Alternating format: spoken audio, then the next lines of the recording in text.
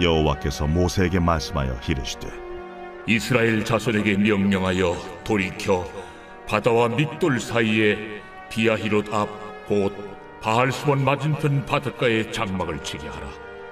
바로가 이스라엘 자손에 대하여 말하기를 그들이 그 땅에서 멀리 떠나 광야에 갇힌 바 되었다 하리라.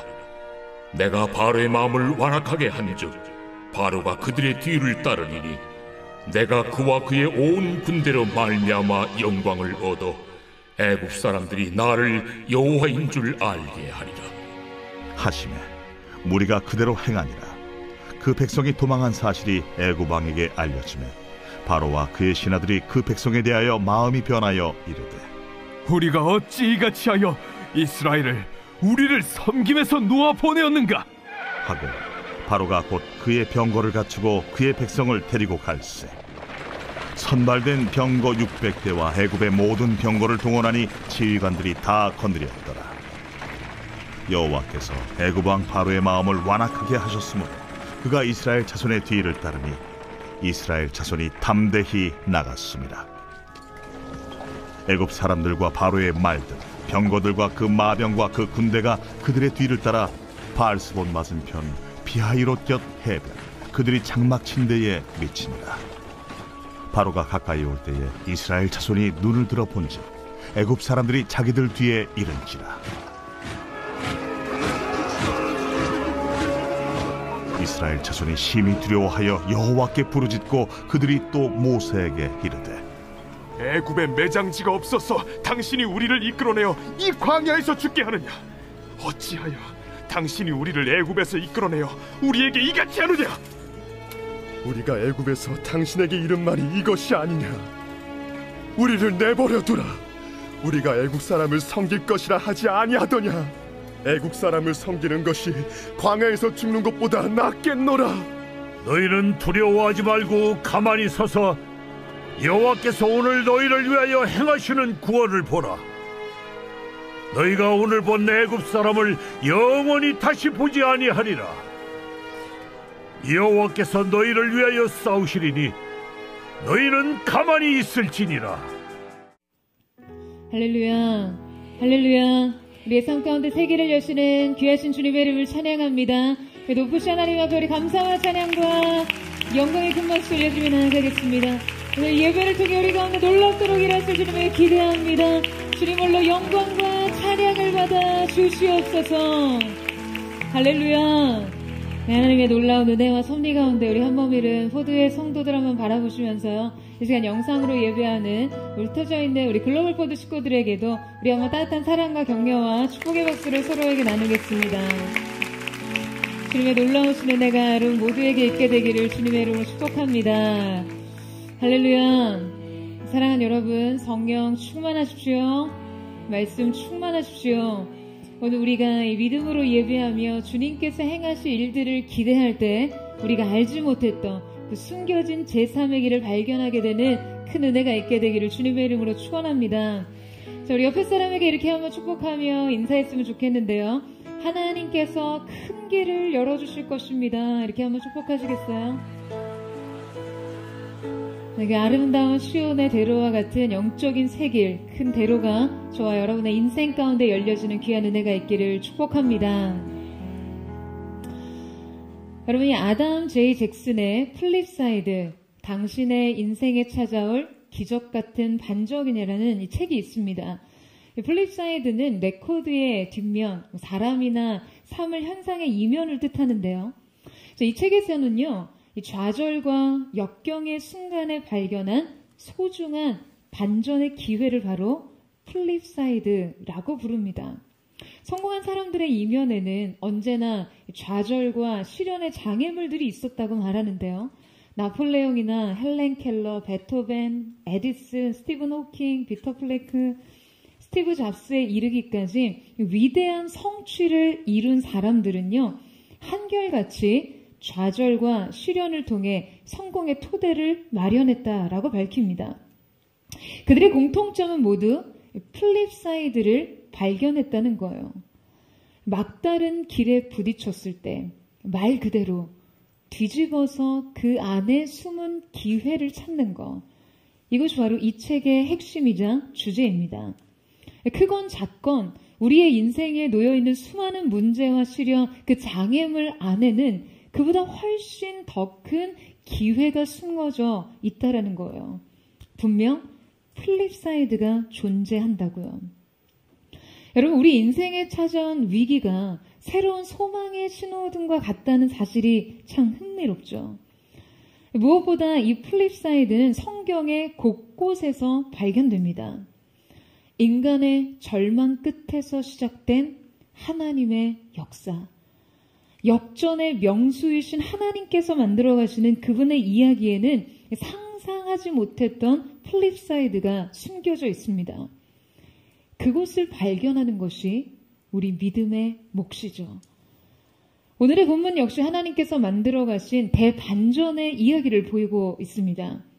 오늘 말씀을 통해 우리 삶의 위기를 기회로 만드는 믿음의 플립사이드를 발견하기를 원하는데요.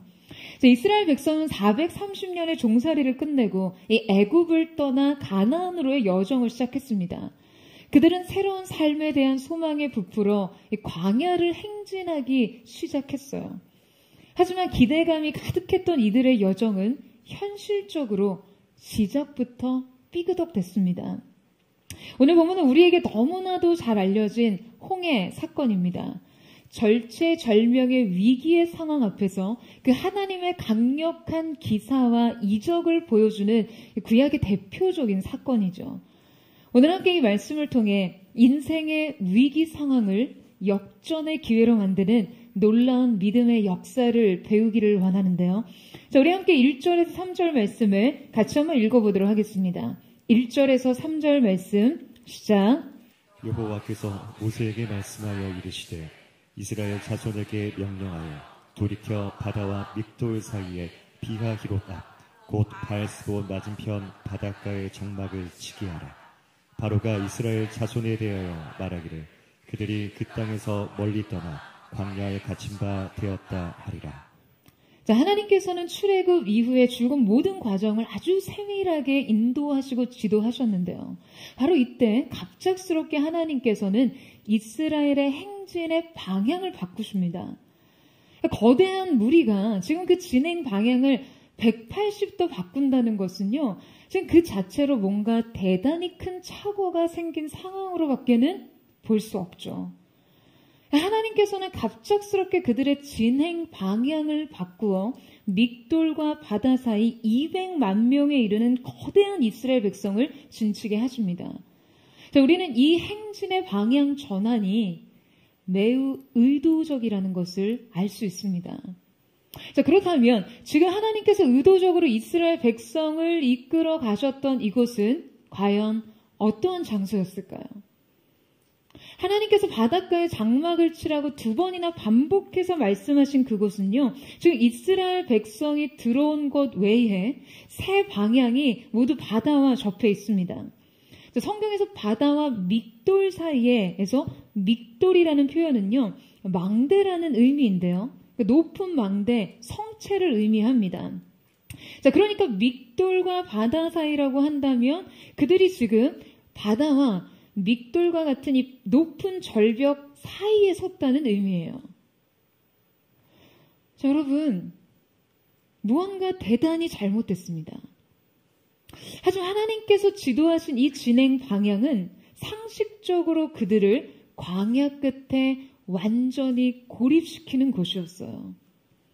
이곳은 옆으로는 거대한 절벽과 산과 같은 장애물이 있었고 또 나머지 방향엔 모두 바다와 접해 있어서 군사적 전략상 이 지리적인 특성만으로는요, 절대로 진을 쳐서는 안 되는 지정학적 위치였습니다. 그런데 하나님께서는 대체 왜 그들을 이 문제 상황 가운데 이끌어 가고 계신 것일까요? 이스라엘 백성들은 과연 어떻게 이 위기를 벗어나 구원에 이를 수 있을까요? 여러분, 우리는 때때로 오늘 말씀에서 이스라엘 백성이 맞닥뜨린 심각한 위기 상황에 직면합니다. 바로 그때 우리가 문제 상황을 바라보고 해석하고 해결해 나가는 일련의 과정에 지금 어떻게 믿음을 적용하고 개입할지에 따라 여러분 인생은 너무나 극명하게 달라집니다. 수많은 사람들이 인생의 위기 앞에서 좌절하고 실패하지만 구별된 믿음의 사람들은요, 이 위기를 역전의 기회로 삼고 인생의 놀라운 진보와 성장을 이뤄내죠. 우리는 오늘 이 말씀을 통해 우리의 인생에 찾아온 수많은 위기의 상황들을 어떻게 바라보고 대처할 것인가 배울 수 있어야 합니다. 말씀은 심지어 우리에게 위기를 적극적으로 기회로 만드는 방법을 직접 가르치고 있어요. 자, 위기를 기회로 만드는 믿음의 능력 첫 번째는 현실 읽기 능력, 어떻게 볼 것인가입니다. 여러분 지금 이스라엘이 직면한 이 위기의 상황에는요, 세 부류의 사람들이 등장합니다. 가장 먼저 200만 무리를 이끄는 지도자 모세였어요. 여러분 이 행진의 진행 방향에 상당한 문제가 있다는 것을 누구보다도 모세는 잘 알고 있었습니다. 여러분 모세는요, 어느 누구보다도 이 애굽 변방의 지리적 조건을 잘 알고 있는 사람이에요. 여러분 생각해 보세요. 이스라엘 백성들은 430년간 애굽에서 종노릇하면서 지금 이 애굽의 변방 지역과 광야 지역에 나와볼 일이 없었겠죠. 하지만 누구보다도 모세는 이곳을 뻔히 잘 아는 자였습니다. 그는 이 광야에서 40년 동안 양을 치며 살았어요.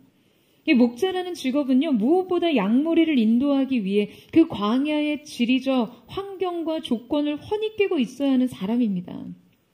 그는 이 광야에 어디로 가야 지금 200만 무리가 안전하게 이동할 수 있는지도 잘 알고 있었고요. 어디로 가야 가나안을 최단 거리로 갈 수 있는지도 잘 알 수 있었어요. 하지만 하나님께서는 지금 그들을 엉뚱한 방향으로 이끌고 계셨습니다. 물론 하나님은 모세에게 이 동선의 선택에는 그 하나님의 뚜렷한 목적과 의도가 개입되어 있음을 앞서 말씀하셨어요. 그러나 하나님의 큰 계획을 이해한다 하더라도 자신의 경험과 상식, 판단을 거스르는 이 계획을 따라가는 일에는 반드시 믿음이 필요합니다. 여러분, 우리의 삶에 말씀이 없어서, 말씀이 부족해서 순종하지 못하나요? 그렇지 않습니다. 믿음이 없어서, 믿음이 부족해서 순종하기 어려워지는 거죠. 여러분 생각해 보세요. 여러분의 선택에 200만의 민족의 운명이 달려 있다면요. 200만의 목숨과 200만의 미래와 200만의 판단과 200만의 아우성이 달려 있다면 말이에요. 모세는 앞서 이 광야에서 수많은 양무리들을 인도하던 목자였어요. 그를 뒤따르는 자들의 생리를 너무나 잘 아는 사람이었습니다. 백성들은 쉽게 모세를 원망하고 거세게 저항할 게 뻔했어요. 그러니까 이 상황에서 지도자가 상식과 경험적 판단을 거스르는 그런 선택을 한다는 것은요, 결코 당연하지 않아요. 결코 쉽지 않습니다. 왜냐하면 사람은 여러분 누구에게나 지식과 경험을 따라 그 미래를 예측하는 능력이 있거든요. 불보듯 뻔한 이 길이 200만 민족을 고립과 몰살시킬 것이라는 예측을 할 수 있는 상황에서 지금 모세가 이 길을 순종하며 따랐다는 것은요, 그가 이 선택과 이 한 걸음에 그의 믿음 전부를 실었다는 의미입니다. 그는 아무것도 보이는 것이 없는 이 까마득한 광야 길에서 하나님의 계획을 신뢰하며 걸었습니다. 앞에는 넘실대는 바다, 뒤에는 깎아놓을 듯한 가파른 절벽이 보이는 이 암담한 현실 상황을 여러분 제 발로 걸어 들어갔어요. 사방이 막혀있는 그 상황 안에. 여러분 이것이 바로 모세의 선택이었고 모세의 믿음이었습니다. 여러분 그렇다면 이 자사랭이와 같은 순종은 대체 어떻게 가능할 수 있었을까요? 그는 과연 어떤 기대를 하고 200만 명의 백성들을 데리고 이 상황 한가운데 걸어 들어간 것일까요? 여러분, 그는 분명 믿음으로 현실을 보았습니다. 믿음으로 보았기 때문에 그에게 이 위기는 기회로 보였어요. 여러분, 우리의 믿음의 중요한 판단과 선택은 현실을 어떻게 보느냐에서부터 시작합니다. 그래서 우리의 보는 방식이요, 매우 중요해요. 따라서 우리는 보는 방식을 믿음으로 다스려야 합니다. 여러분, 아멘이세요?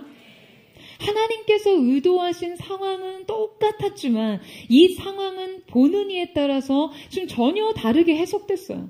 이 상황을 전혀 다르게 바라보는 여러분 또 다른 두 무리가 있었습니다. 먼저 애굽의 지도자들이 있었죠. 여러분, 바로는요 지금 200만 명에 해당하는 노예를 통째로 잃어버렸어요. 식민 민족의 해방과 이탈은 지금 애굽의 생활상에 있어서 어마어마한 영향을 끼칠 일이었어요. 그들의 노동과 그들의 생산성은 애굽인들의 삶의 질을 엄청나게 좌우했으니까요. 그런데 애굽을 떠나는 이스라엘 민족의 그 뒷모습에 분을 삭히지 못했던 바로가 봤을 때 이해하기 어려운 일들이 일어나고 있는 것이죠. 그들이 고센 지역을 빠져나아가서 가나안으로 가는 가장 가깝고 가장 쉬운 길인 해변 지역을 통과하지 않고요. 길도 없는 반대 방향으로 내려가고 있었거든요. 바로는 이스라엘이 지금 뭔가 혼란에 빠져서 방향을 잃었다고 해석할 수밖에 없었습니다. 이것은 하나님께서 예상하신 바로의 사고방식 그대로였어요. 이스라엘의 이해할 수 없는 이동 동선을 파악한 바로는요, 당장에 그들을 추격할 수 있다는 생각에 애굽에 긴급 동원령을 내리고 600대의 전차와 애굽의 모든 부대를 총동원해서 광야로 출격합니다. 여러분, 그들은 이 상황을 어떻게 봤습니까? 그들은 이 상황을요, 이스라엘의 명백한 위기로 봤어요. 이스라엘을 도간에 든 쥐로 봤습니다. 여러분, 그들은 하나님이 그들에게 내리신 10가지 재앙을 통해 배운 것이 하나도 없었어요. 이성의 판단과 자기 확신에 갇혀서 이스라엘이 광야에 갇힌 바 되었다고 생각해요. 동시에 이것을 자신의 손실을 말해한 절호의 기회로 여겼죠. 여러분, 그들은 상황만 봤어요. 이성만 적용했어요. 현실 분석만 했습니다. 보이지 않는 하나님의 능력과 그 개입은 안중에도 없었어요. 그들에게 하나님은 무력하고 무능한 존재였어요. 여러분, 우리의 상황 파악, 현실 분석 능력이 바로 이 애굽의 지도자 같지 않도록 주의하세요. 여러분, 아멘이세요? 그런데 이 바로만큼이나 어리석은 부류가 또 등장합니다. 바로 이스라엘 백성들이었어요. 자, 우리 함께 10절에서 11절 말씀을 읽어보도록 하겠습니다. 시작. 바로가 가까이 올 때에 이스라엘 자손이 눈을 들어 본즉 애굽 사람들이 자기들 뒤에 이른지라.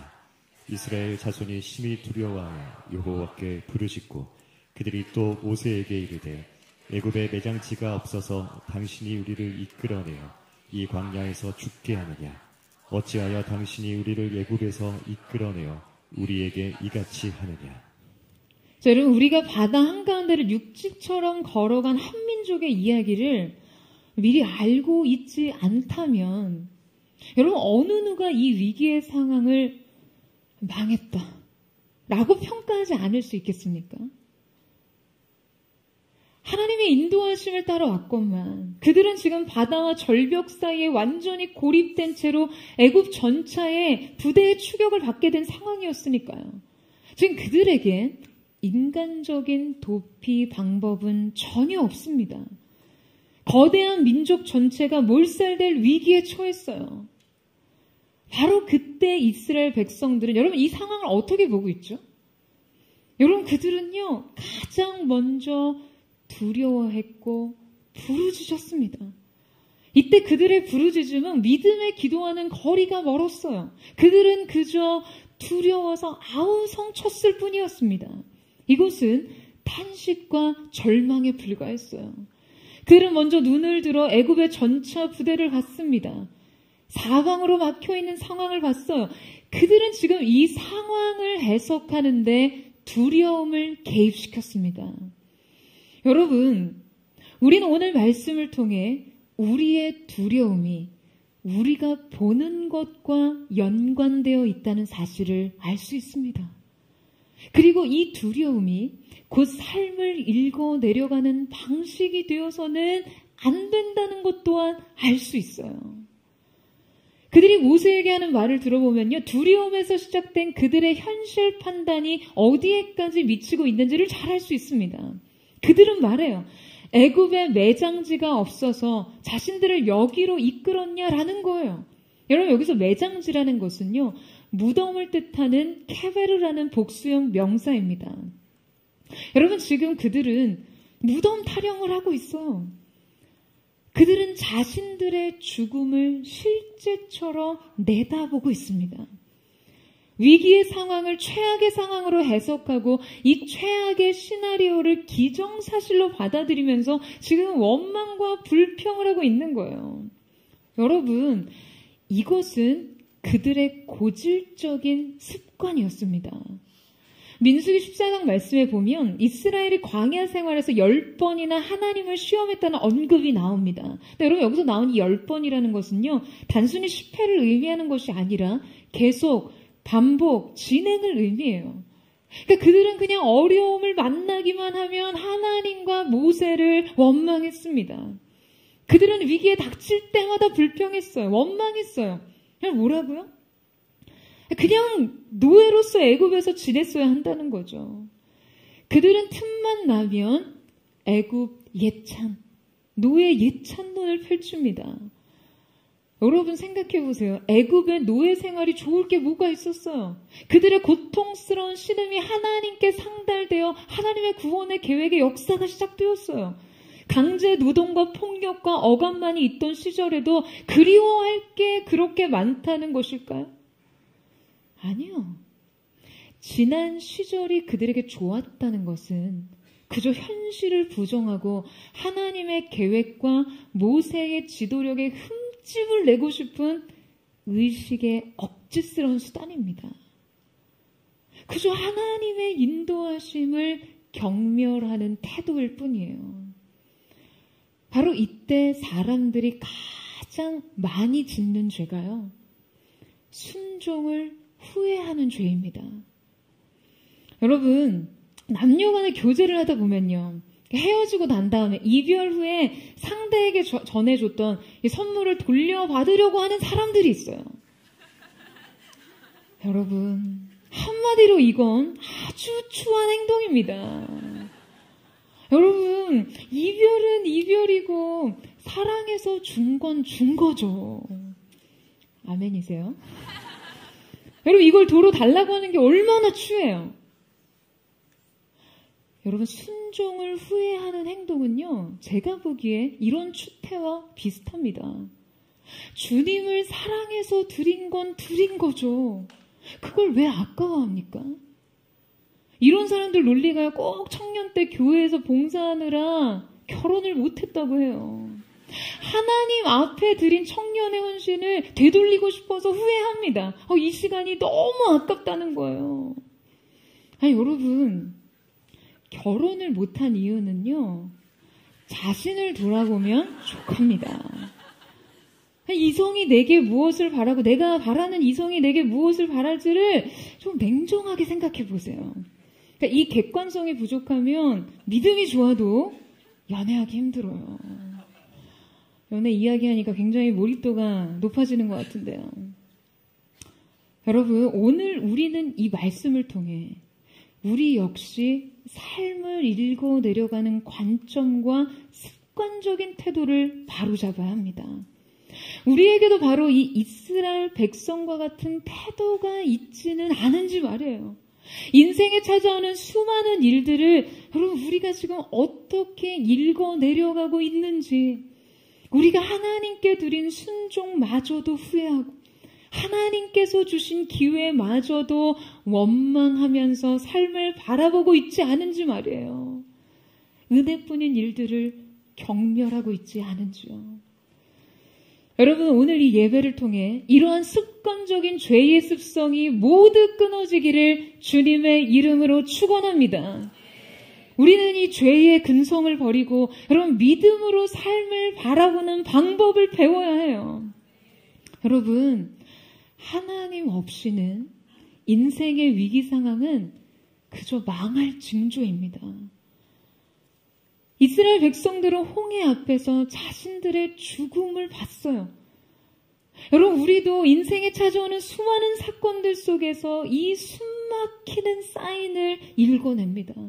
삶을 위협하는 수많은 문제들 속에서 우리의 끝을 봐요. 우리의 죽음과 내장을 봅니다. 믿음이 개입하지 않은 채 써내려간 수많은 시나리오는 늘 이런 비극적인 결말을 맺습니다. 여러분, 하지만 이것이 과연 하나님의 결론일까요? 하나님이 의도하신 우리의 인생의 결말일까요? 아주 큰 인기를 누렸던 드라마에 이런 사연이 있었어요. 주인공의 형이 선천성 심장병을 앓고 있어서 주기적으로 심장 수술을 받아야 했거든요. 심장에 장치한 이 기계의 배터리를 갈아 끼우는 간단한 수술이었어요. 계속 반복되는 수술이었기 때문에 이제 가족들에게는 일상이 되어버렸고요. 근데 하지만 이 수술을 여러 번 겪어도 그냥 여전히 너무 불안해하는 형을 향해서 이 주인공 동생이 그렇게 이야기를 합니다. 형이 그토록 걱정하고 두려워하는 가능성은 전체의 3%가 채 안 된다는 거예요. 그러니까 그렇게까지 오버할 필요가 있냐라고 말합니다. 그런데 이 동생의 말에 형이 이런 대답을 해요. 애초에 아이가 선천성 심장병에 걸릴 확률이 2%가 안 된다고요. 그래서 자신은 그 3%의 확률이 너무나 무섭다라고 말합니다. 그러니까 어린 시절 아이들이 선천성 심장병에 걸릴 확률이 고작 2%밖에 안 되기 때문에 그 병에 걸린 자신에게 이 3%는 너무나 큰 확률이라는 거예요. 그래서 자신은 그 3%의 확률이 너무 무섭다고 그렇게 이야기를 합니다. 이 말을 듣고 보니 이 형의 두려움이 이해가 돼요. 형에게 이 확률이 얼마나 설득력 있는지 동생은 이해할 수 있었어요. 이 확률은요, 누군가에게는 희박한 비현실성이지만 누군가에게는 너무나 확실한 가능성이에요. 남에겐 확률인 것이 나에게는 확실입니다. 삶은 누군가에게는 100이 될 수 있어요. 여러분, 두려움의 적용이라는 것이 바로 이렇습니다. 이것이 바로 두려움의 해석력이에요. 누군가에게 아무것도 아닌 것이 나에게는 압도적인 전부가 되는 것. 삶을 100으로 만드는 것. 우리가 두려움으로 삶을 읽어내려가면 이렇습니다. 여러분, 저는 오늘 우리가 이 말씀을 통해서 한 가지 믿음의 결단을 하기를 축원합니다. 우리가 더 이상 삶을 두려움으로 읽어내려가지 않기를 말이에요. 여러분, 아멘이세요? 여러분, 이 말은 삶에서 절대 그 어떤 불행도 어떤 위기도 찾아오지 않을 것이라고 그 가능성을 완전히 소멸시키자는 그러한 이야기가 아닙니다. 우리의 삶에 찾아올 수 있는 수많은 문제들을요, 여러분, 우리가 무슨 수로 원천 봉쇄를 할 수 있겠어요? 그것은 삶이 아닙니다. 다만 그 가능성에 작용하는 두려움을 소멸시키자는 이야기인 것이죠. 그 가능성에 믿음을 대입하자는 말입니다. 여러분, 두려움은 우리를 영적 고아 상태를 말해줘요. 그 두려움은요, 우리가 영적인 고아 상태라는 것을 말해줍니다. 우리가 인생을 향해 두려워할 때 우리는 부모를 잃은 아이의 패닉 상태가 되는 거예요. 자신을 보호하고 지켜줄 의무와 책임을 지닌 그 능력을 지닌 부모로부터 분리된 그냥 연약한 존재로서의 그런 상태 말이죠. 사랑하는 여러분, 두려움이 몰려오는 순간 곁에 계신 아버지의 옷자락을 꼭 붙잡아야 합니다. 여러분 아멘이세요? 주님 없이 길을 잃지 않도록 말이에요. 고와 같이 홀로 있지 않도록요. 주님은 우리의 인생이 부모 없는 자식같이 되지 않기를 바라십니다. 홍해 앞에서 이스라엘 백성들은 자신의 죽음을 보았어요. 그래서 그들은 무덤 타령을 했어요. 그들이 읽어 내려간 이 위기는 죽음이 기정사실이었거든요. 하지만 이 위기 속에서 하나님의 의도를 알아채는 사람은 달랐습니다.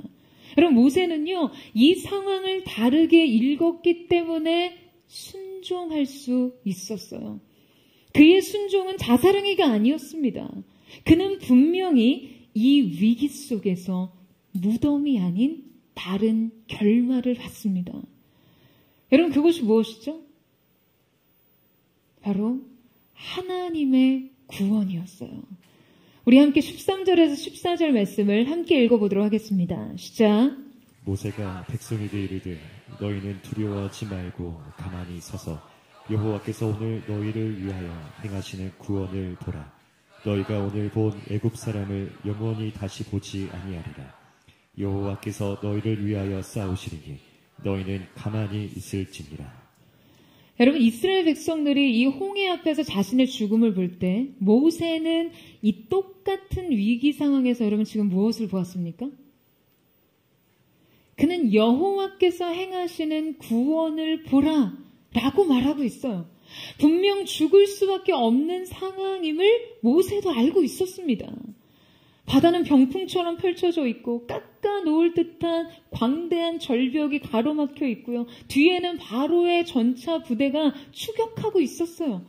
그렇게 추격하며 다가오고 있습니다. 200만에 이르는 한 민족의 몰살과 그냥 떼죽음이 한눈앞에 보이는 이 상황에서 여러분 모세가 이스라엘 백성들에게 요구한 것은 무엇입니까? 너희는 두려워하지 말고 가만히 서서 여호와께서 오늘 너희를 위하여 행하시는 구원을 보라. 할렐루야. 여러분 지금 이 시점은요 아직 기적이 일어나기 전이에요. 구원이 펼쳐지기 전입니다. 따라서 지금 이스라엘에게 필요한 믿음은 믿음으로 미래를 보는 능력이었어요. 그들에겐 믿음이 요구됐어요.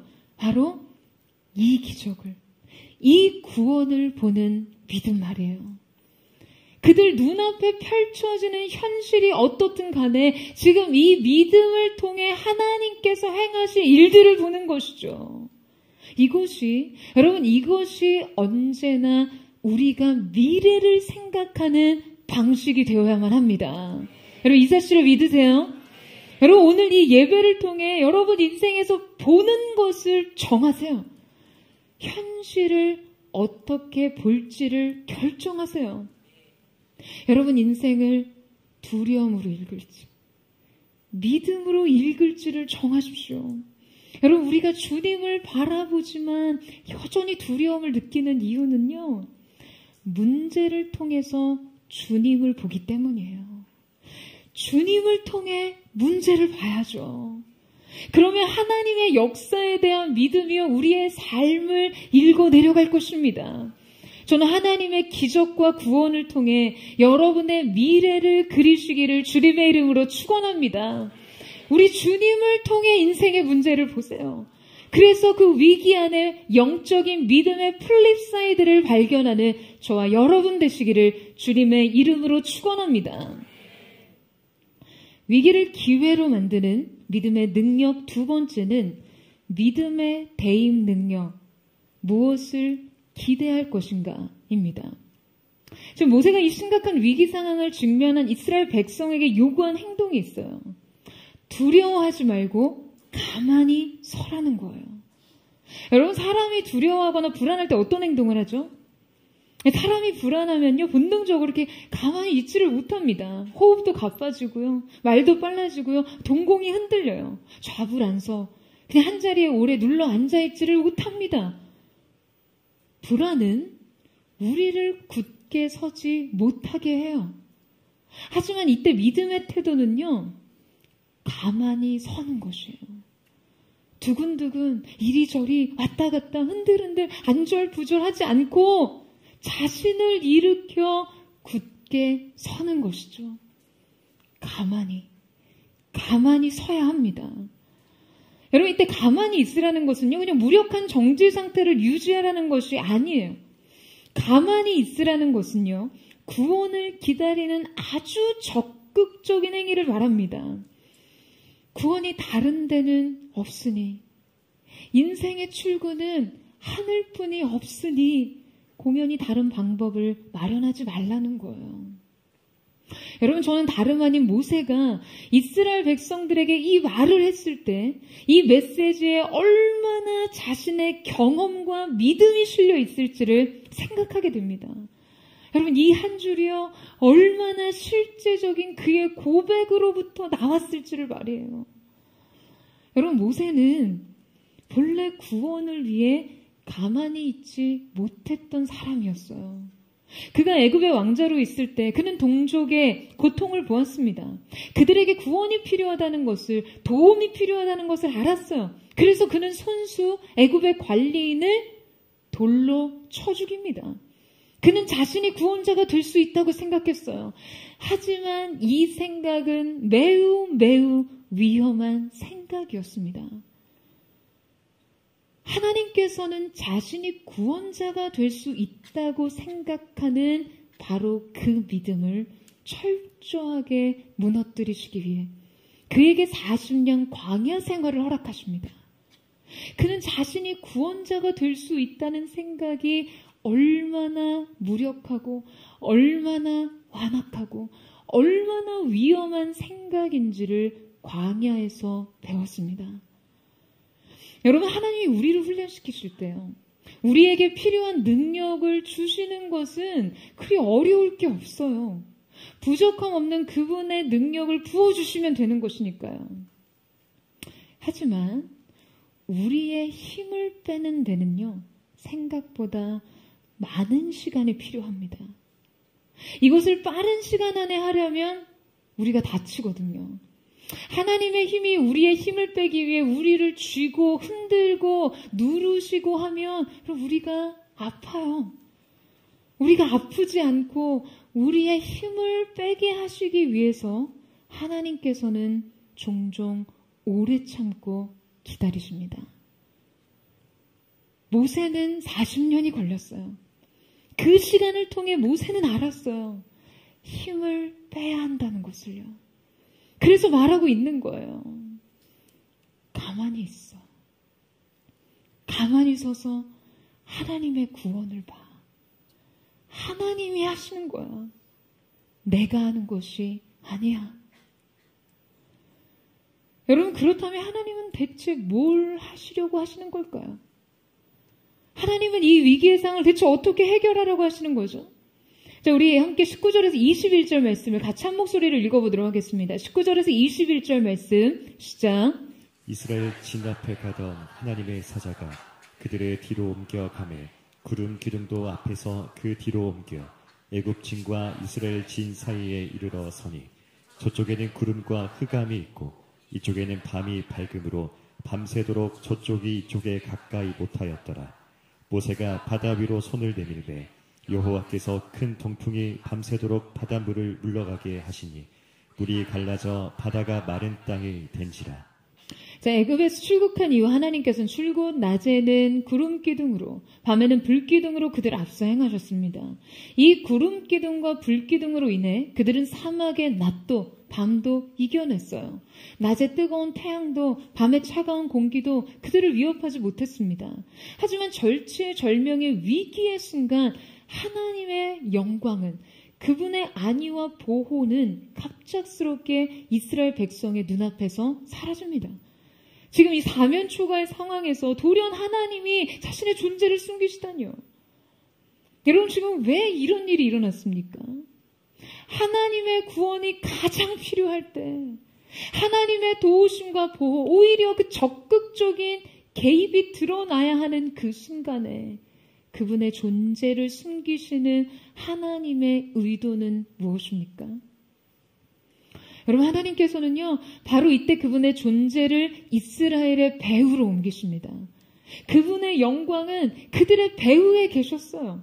하나님께서는 그들 배후에서 바로의 군대가 그들에게 이르지 못하도록 그들을 보호하고 계셨습니다. 바로의 600대의 전차와 수많은 병거와 마병들은요, 이스라엘 백성 가까이 한 발자국도 진격하지 못했어요. 그저 도간에 든 쥐와 같았던 이스라엘의 진멸을 눈앞에 코앞에 두고 이스라엘 진영에 화살 하나도 날려보낼 수가 없었습니다. 접근이 불가능했어요. 여러분, 이것이 바로 우리가 하나님의 존재를 확인할 수 없는 그 순간 하나님께서 우리를 위해 행하시는 일입니다. 여러분, 아멘이세요? 때로 우리의 삶에요, 눈에 띄는 도움의 증거가 보이지 않을 때조차 이때는 하나님의 도우심과 은혜가 반드시 나의 삶에 필요하다고 느끼는 그때 하나님께서 우리를 위해 쉬지 않으심을 믿으시기를 축복합니다. 여러분, 주님은요, 이 믿음을 결코 실망시키지 않으시는 분이세요. 여러분, 이 사실을 믿으세요? 여러분의 인생 속에 주님의 도우심과 주님의 임재의 증거가 눈에 보이지 않는 현실 속에서도 배후의 영광으로 언제나 여러분을 위해 쉬지 않고 일하시는 주님을 신뢰하는 믿음이 있기를 축원합니다. 여러분, 하나님께서 이스라엘 배후에서 일하고 계시는 동안 모세로 하여금 지팡이를 바다를 향해 뻗게 하셨습니다. 그러자 바람이 불어와 그들 앞에 물을 밀어내기 시작했어요. 여러분, 저는 이 장면을 상상해 보면요, 너무나 압도적인 위험을 느낍니다. 여러분, 이스라엘 백성은요, 밤새도록 바로의 말발굽 소리를 들어야 했어요.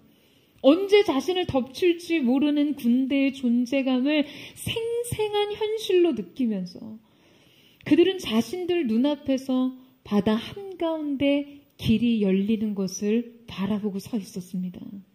여러분, 그야말로 원수의 목전에서 구원의 상을 차리시는 주님을 목도합니다.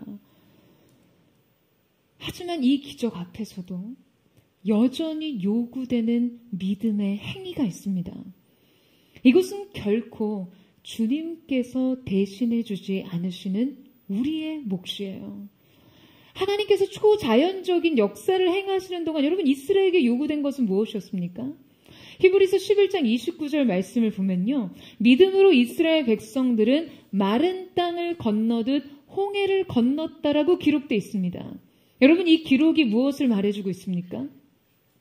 만약 그 앞에서 이 기적의 사건이요, 모두 완료된 시제였다면 그들에게 믿음이 요구될 필요가 없죠. 그죠? 마른 땅을 딛고 걸어 나가면 됐으니까요. 그들의 믿음은 특별한 도전 없이 그저 눈앞에 펼쳐진 기적의 완료형을 취하기만 하면 됐을 거예요. 그러나 홍해를 건너는데 지금 믿음이 필요했다는 것은요, 이 거대한 동풍이 바다의 물결을 밀어내고 있는 이 사건이 완료형 사건이 아니라는 사실을 말해주는 것입니다.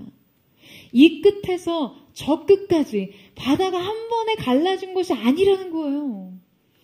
갈라지고 있었을 뿐이었죠. 과연 이 바닷길이 저 끝에 뭇과 맞닿아 있는지는 알 수 없었어요. 여러분, 그들이 그저 완료된 기적 안으로 유유히 걸어가는 것만 해야 했다면 그들의 믿음은 조금 더 작동할 필요가 없었을 것입니다. 믿음으로 사는 법을 배울 기회가 없어지는 거죠. 하지만 눈앞에서 이 동풍이 바닷물을 밀어내고 있을 그때 그들의 믿음은 도전을 받습니다. 이 바닷물이 언제 다시 그들을 삼켜버릴지 모른다는 두려운 공포 속에서 여전히 남아있는 바다의 일부를 보고 그 가운데로, 그 한가운데로 걸어갔어야 한다는 거예요. 그들은 믿음으로 걸어가야 했어요. 불확실한 세계 안으로요. 언제 들이닥칠지 모르는 거센 물결을 벽처럼 두르고 아직 완결되지 않은 현실의 장애물을 눈앞에 두고 말이죠. 하나님의 크신 권능 아래서도 여전히 자신의 믿음이 무엇을 해야 하는지 그들은 분명하게 배웠습니다.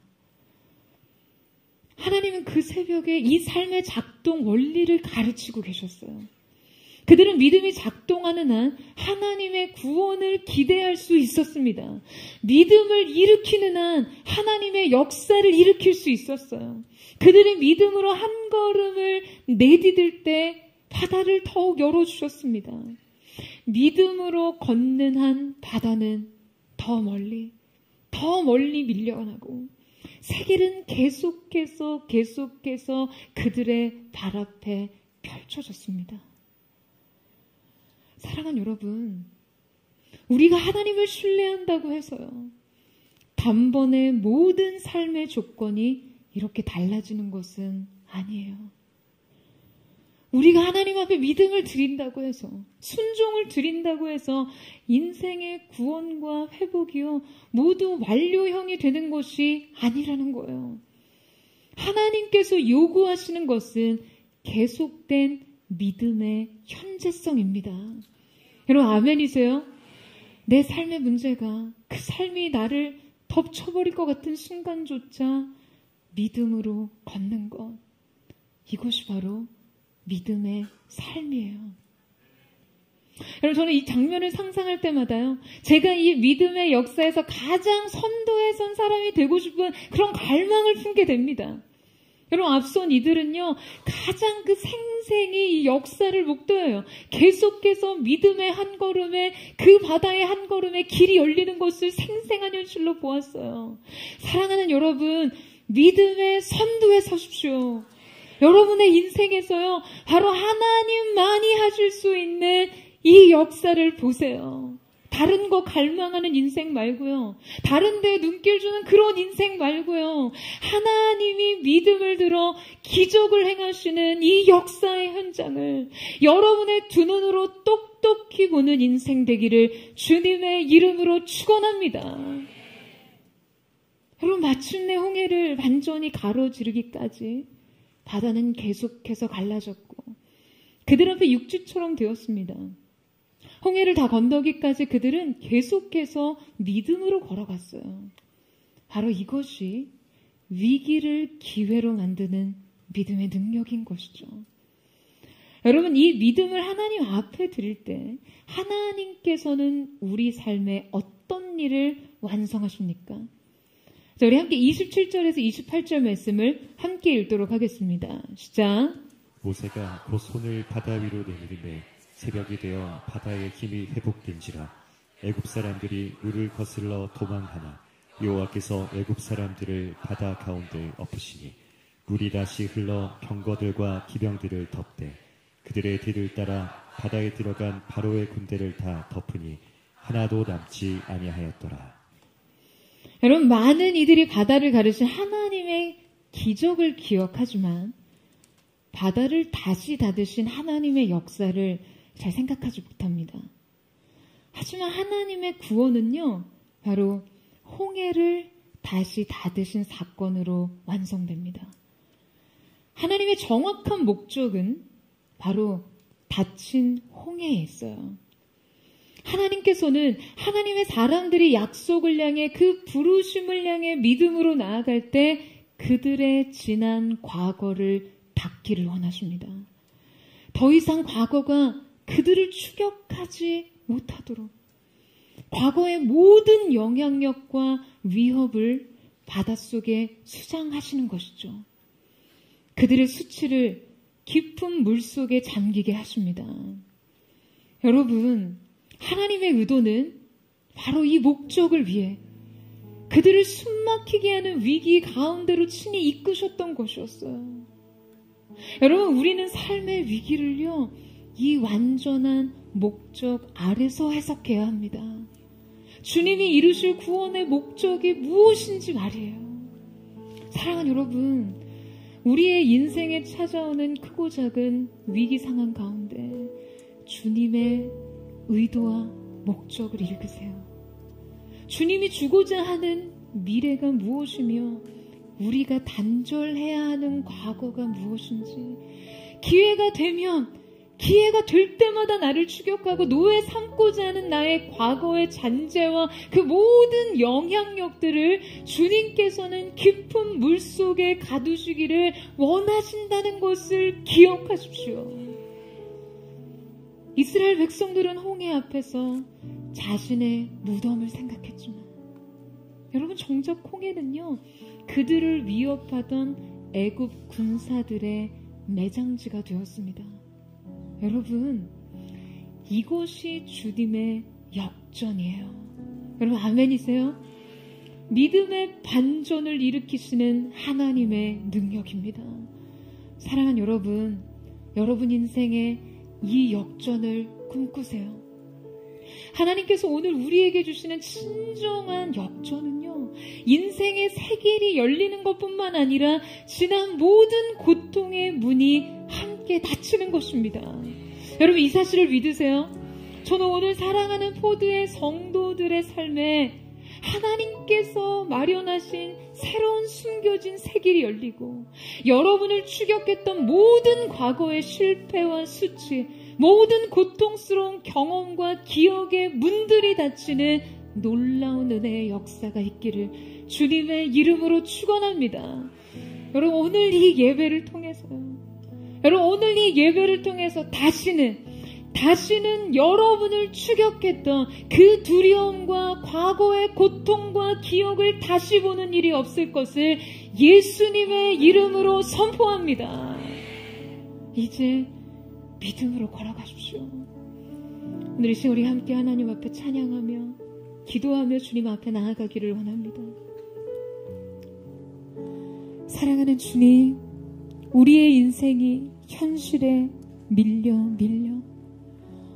오늘 나를 여기까지 끌고 왔던 수많은 사건과 상황에 밀려 앞에는 가로막힌 홍해로, 좌우에는 절벽 속에 쌓여 주님 막다른 길에 다다른 것 같은 삶의 상황과 현실, 때로는 내 마음이 그렇게 막다른 길 같은 그러한 마음으로 주님 앞에 온 하나님의 사람들이 여기 있습니다.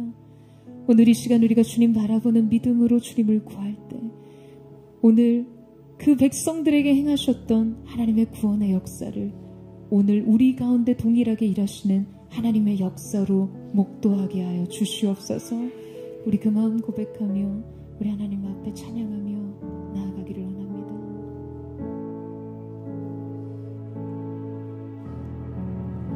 나의 영혼이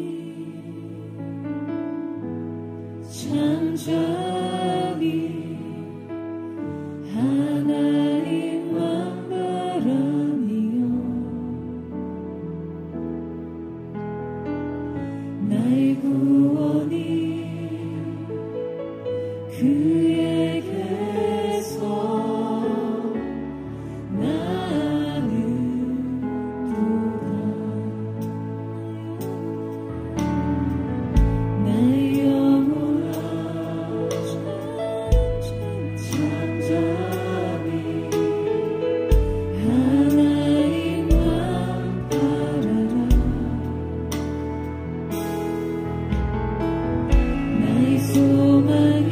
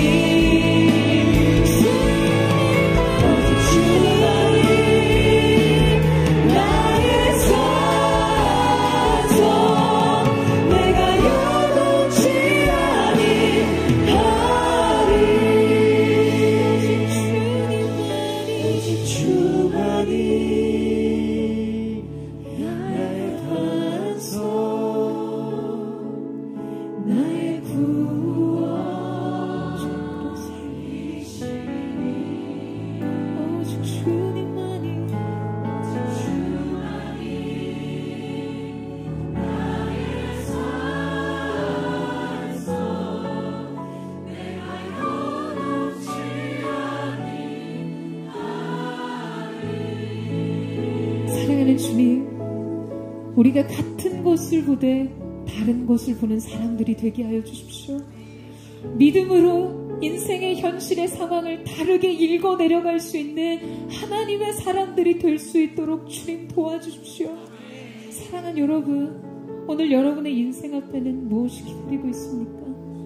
여러분의 삶의 길을 가로막는 홍해는 무엇입니까? 믹돌 사이에 갇힌 여러분의 상황은 무엇입니까? 현실과 상황이 다른 것을 말해도 주님, 내 마음이 막다른 길에 다다른 것 같습니다. 내 삶이 언제나 슬픔 끝에 있는 것 같고 무기력 끝에 다 있는 것 같습니다. 나태함을 일으킬 힘이 없고 소망이 끝나버린 것 같은 마음으로 인생을 살고 있습니다. 내게 풍요가 있다 해도 죽은 것만 같은 마음으로 내 인생의 매장지를 보고 있는 내 마음의 눈을 열어 주님의 행하시는 일들을 보게 하여 주십시오. 같은 것을 다르게 보는 믿음의 사람들이 될 수 있도록 도와주십시오. 우리가 두려움으로 인생을 잃지 않게 하여 주시옵소서. 믿음으로 삶을 읽어 내려가는 하나님의 사람들이 되게 하여 주십시오. 위기 속에서 하나님의 구원을 볼 수 있는 믿음의 사람들이 될 수 있도록 주님 도와주시옵소서. 사망으로 우겨 삶을 당해도 열린 하늘 끝에 하나님의 도우심이 우리를 향해 있다는 것을 언제나 믿음으로 바라보는 하나님의 사람들 되게 하여 주시옵소서. 이 정신으로 주의 한번 모시고 우리 없으면 동성으로 기도하면 되겠습니다.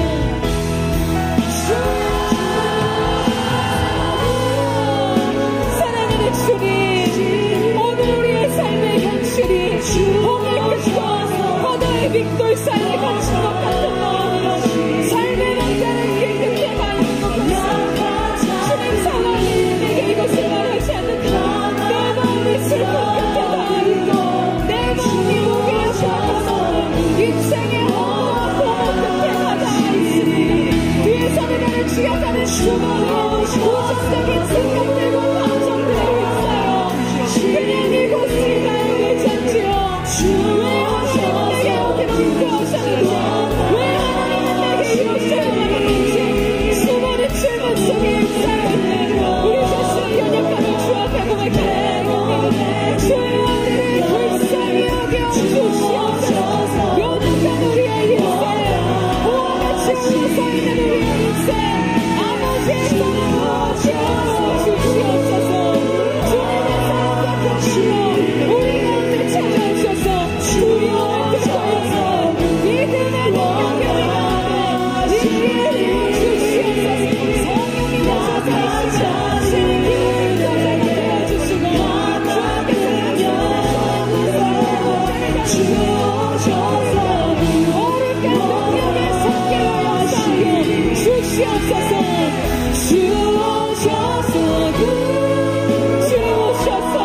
주님이 가셔서 나의 사람들의 인생 속에 주님의 구원의 역사를 보내 놀라운 은총이 오늘 이 가운데 열려지게 하여 주시옵소서. 내가 우리 하나님이니 너는 두려움을 놀라지 말지어다. 말씀하시는 주님 앞에 서기를 원하며 주님 역사하여 주시옵소서. 두려움 많은 나 진짜요 놀라지 말라. 주 너의 하나님 강한 손으로 주 이름 부를 때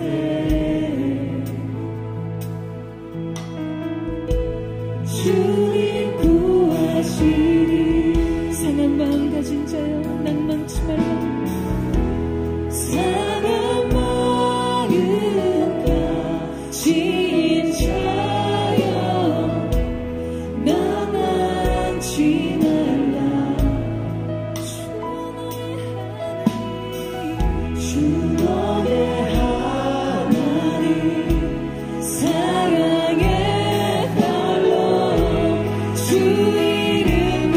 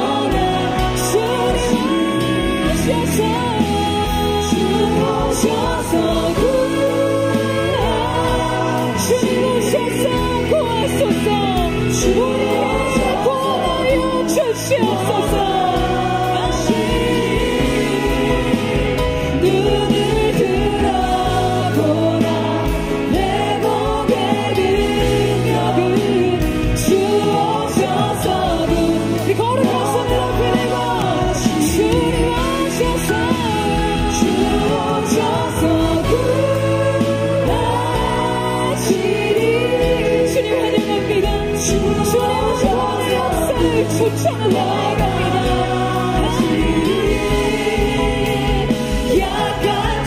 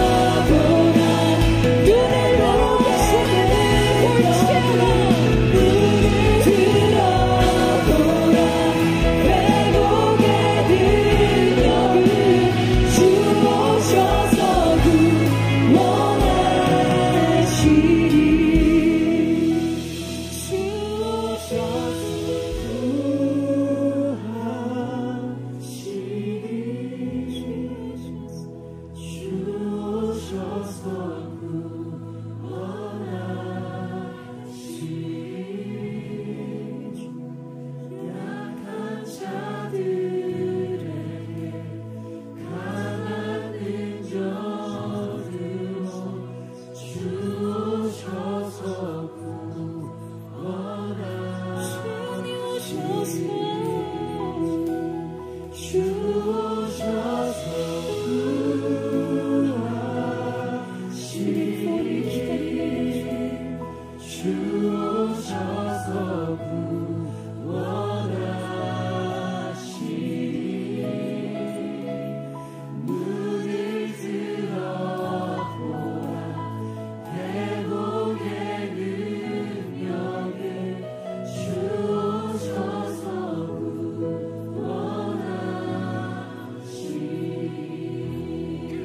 사랑하는 주님, 오늘 이 시간 포도의 성도들의 삶 속에 언제나 인생의 위기와 주님 그 심리적인 마음의 영적인 고립감 속에서도 언제나 하나님을 기대함으로 숨겨진 영혼의 플립사이드를 발견하는 그 위기를 기회로 여길 수 있는, 위기를 하나님의 구원의 도구로 여길 수 있는 하나님의 사람들이 될 수 있도록 역사하여 주시옵소서.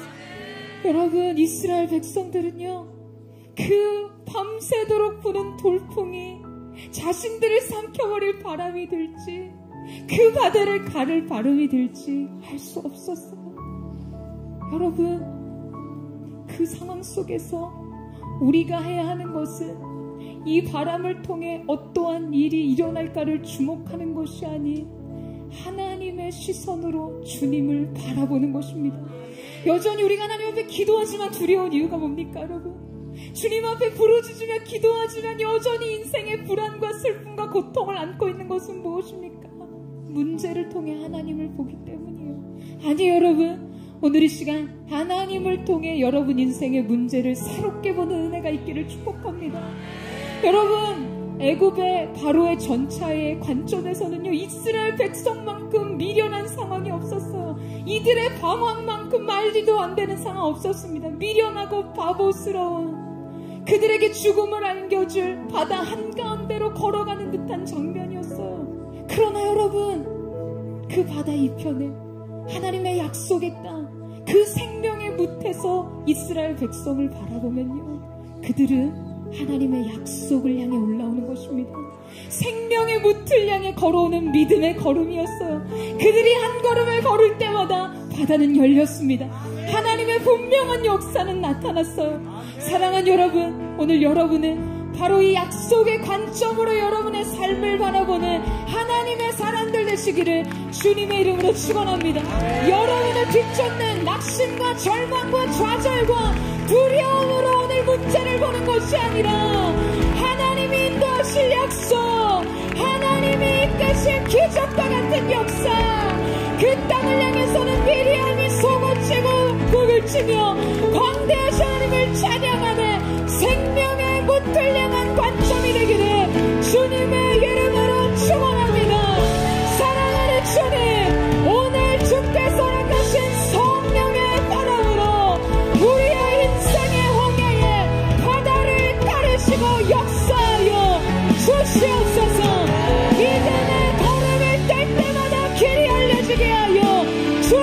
주시옵소서. 전체나라 우리 전체나라 믿음을 고백하며 주의 말씀을 듣고 박수 동상으로 기도하겠습니다. 주여 사랑하신 주님, 우리는 무엇을 가는 사람입니다. 오늘 이 시간 바로의 군대의 추격에 맞서며 약속의 땅에서 이스라엘 백성의 행진을 해석하는 소리 듣는 사람들 되게 하며 주시옵소서. 생명과 부끄러운 걸음이 될지어다. 약속을 정령하는 약속을 성취시키는 행진이 될지어다. 아버지 하신 우리 걸음이 이루어지길 원합니다. 우리는 언제나 구원이 없기를 원합니다. 인생의 위기 속에서 주의 구원을 원해 어느덧 올라간 사람들 있으므로 역사하여 주시옵소서. 두려움을 자신이 짓고 믿음과 약속으로 자신을 하나님의 사랑을 되시오라. 인생의 위기를 만드시는 그 소중한 하나님과 오직 하나님과 고백할 수 있다. 주님의 역사하여 주시옵소서. 지키시옵소서.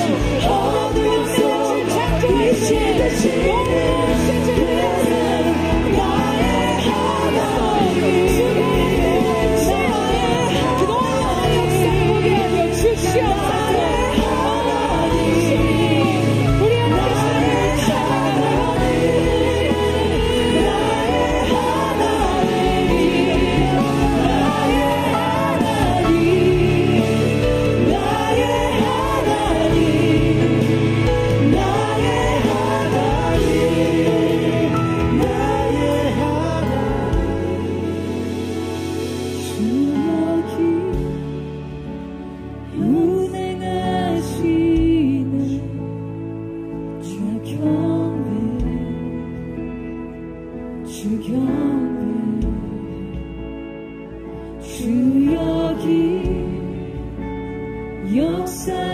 역사하시네. 나 경배 주 경배 우리 맘 만지시는 주 나 경배 주 경배 우리 맘 치료하시네. 나 경배 주 경배 우리 삶 변화시키네. 나 경배 주 경배 큰 길을 만드시는 주, 큰 기적을 행하시는 주, 그는 나의 하나님. 약속을 지키시는 주, 어둠 속에 빛이 되시는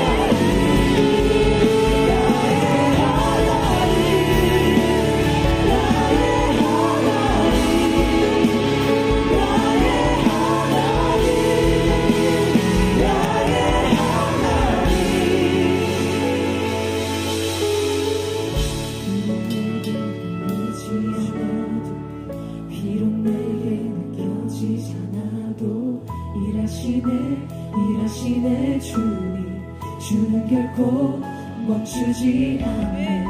비록 내게 보이지 않아도 비록 내게 느껴지지 않아도 일하시네 주는 결코 멈추지 않네. 비록 내게 보이지 않아도 비록 내게 느껴지지 않아도 일하시네 주는 결코 멈추지 않네. 비록 내게 보이지 않아도 비록 내게 느껴지지 않아도 일하시네 주는 결코 멈추지 않네. 그 길을 만드시는 주 긍기적인 행하시는 주 그는 나의 하나님. 약속을 지키시는 주 어둠 속에 빛이 되시는 당신의 내 삶에 믿음으로 선포합니다. 큰 길을 만드시는 주님, 만드시는 주 긍기적인 행하시는 주 그는 나의 하나님.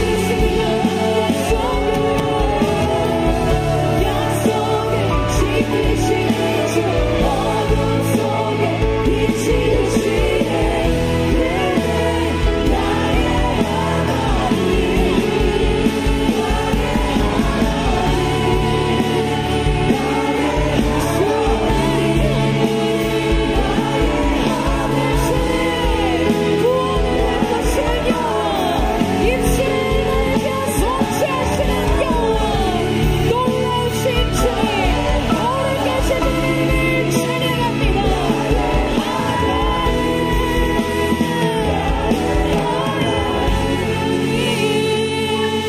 오늘 시간 하나님께서 우리 가운데 크고 놀라운 일을 이루실 줄로 믿습니다. 이 사실을 믿으십니까? 보이지 않아도 느껴지지 않아도 우리 주님은 배후에서 역사하시는 영광으로 우리를 위해 쉼없이 일하시는 하나님이심을 선포합니다. 오늘 이 시간 우리가 거룩하신 주님의 의도와 계획과 목적 아래 주님 모세와 같이 순종함으로 너희는 가만히 있어 이 시간 여호와의 행하신 구원을 볼지어다. 주님의 구원을 보고야 알겠습니다. 주님, 오늘 이 시간 우리가 믿음으로 거기까지 가겠습니다. 사랑하는 여러분, 오늘 이 시간 우리가 한 번 더 기도하며 나아갈 때요, 하나님께서는 여러분의 인생에 더 좋은 길, 생명의 길, 약속의 성취를 향해 역사하시지만 여러분을 추격하는 그 마음의 많은 고통들, 여러분의 수치스러운 고통과 슬픔, 상실, 눈물뿐인 지난 모든 시간, 여전히 여러분의 인생을 두렵게 만드는 그 모든 시간의 추격을 하나님께서 이홍해 속에 받으시기를 원하십니다. 여러분, 우리가 생명의 땅으로 가도 여전히 바로의 말발굽 소리, 전차의 추격을 받으면요, 우리는 매일 전진하지만 매일 동일하게 두려웠을 거예요. 그러나 하나님께서 사랑하는 아들아, 강하고 담대히 달려갈지어다. 사랑하는 딸아, 두려워하지 말라. 내가 너의 길을 인도하리라. 그렇게 우리 인생의 홍해를 닫으실 거예요. 여러분, 오늘 이 홍해 속에 닫혀야 될 것은 무엇입니까? 끝내야 되는 건 무엇입니까? 여러분, 고통, 슬픔, 계속해서 과거의 부정적인 경험, 여러분을 여전히 두렵게 하고 무기력하게 하고 소망 없게 하는 모든 것, 오늘 이 홍해 한가운데 닫으시기를 주님의 이름으로 축원합니다. 주님의 구원의 목적은 거기까지예요. 주님의 구원의 목적은 거기까지입니다. 하나님의 사람들이여, 오늘 이 시간 잠잠히 여호와의 구원을 바라보십시오. 오늘 이 시간 여러분의 인생 믿음의 한 걸음 한 걸음마다 열리는 홍해와 그 한 걸음 한 걸음 뒤에 닥치는 여러분의 인생을 뒤쫓고 있는 모든 부정적인 기억, 영적인 공격과 회방, 예수님의 이름으로 끊어질지어다. 우리 전심으로 하나님의 구원의 역사를 완성하기를 기대하며 주여 세 번 외치고 통성으로 기도하겠습니다.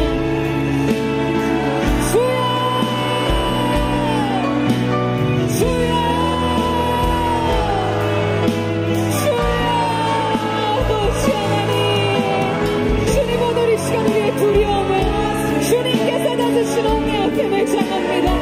그래서 우리의 죽음이 아닌 애굽의 전차의 매장지로서 오늘 우리가 두려워했던 그 일이 아무것이 하나님 우리를 추격하는 자들의 것이 되었음을 예수님의 이름으로 선포합니다.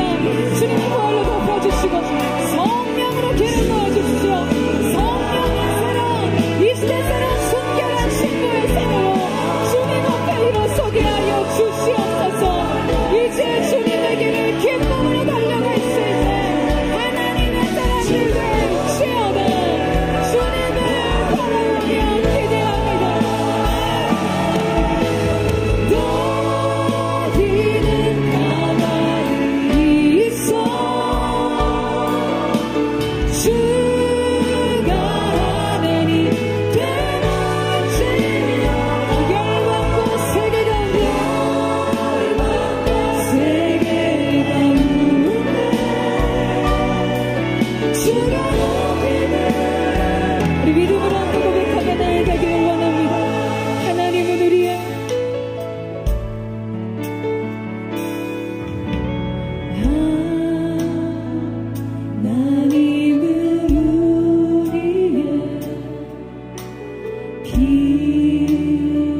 빛나초가 되시며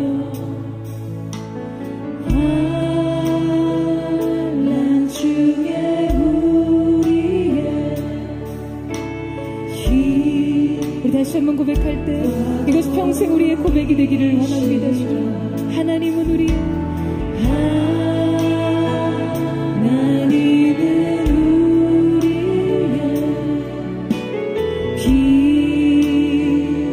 빛나초가 되시며 환난 중에 우리의 힘과 도움이시라. 너희는 가만히 있어. 주가 하나님됨을 알지어다.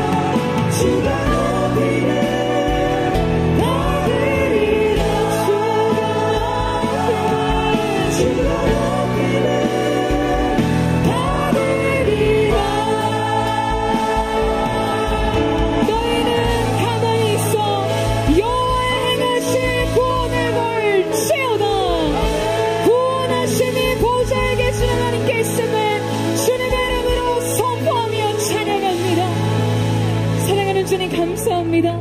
오늘 모두의 성도들이 주님 앞에 이 믿음의 한 걸음을 떼며 나아갑니다. 그때 하나님 이 인생의 바닷길이 열리는 것을 보게 하실 뿐만 아니라 우리 인생 끊임없이 우리의 내면 속에, 우리의 영혼 속에, 우리의 현실 속에 우리를 괴롭히던 바로의 전차의 말발굽이 더 이상 평생의 삶 속에 다시 들리지 않는 온전한 하나님의 완성된 구원의 역사를 목도하게 하여 주시옵소서.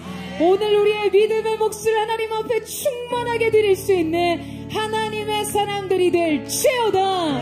역전의 명수이신 주님을 기대할지어다. 믿음의 반전의 능력으로 기쁨으로 그 길을 가게 하여 주시옵소서. 그렇게 우리의 삶의 길을 인도하신 큰일을 행하신 주님을 찬양하며 감사드리며 살아계신 예수님의 이름으로 기도드립니다. 아멘. 아멘. 오늘 우리 가운데서 일을 가시며 이 큰 길을 여신 주님 앞에 우리 감사와 찬양과 영광의 큰 박수 올려드리겠습니다.